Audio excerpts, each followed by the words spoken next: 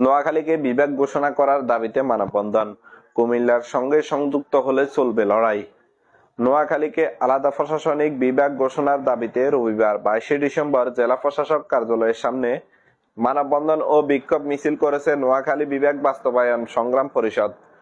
কুমিল্লা নয়, নোয়াখালী বিভাগ চাই স্লোগানে মুখরিত এ কর্মসূচিতে বিভিন্ন রাজনৈতিক দল, সামাজিক সংগঠন ও শিক্ষার্থীরা অংশগ্রহণ করেন।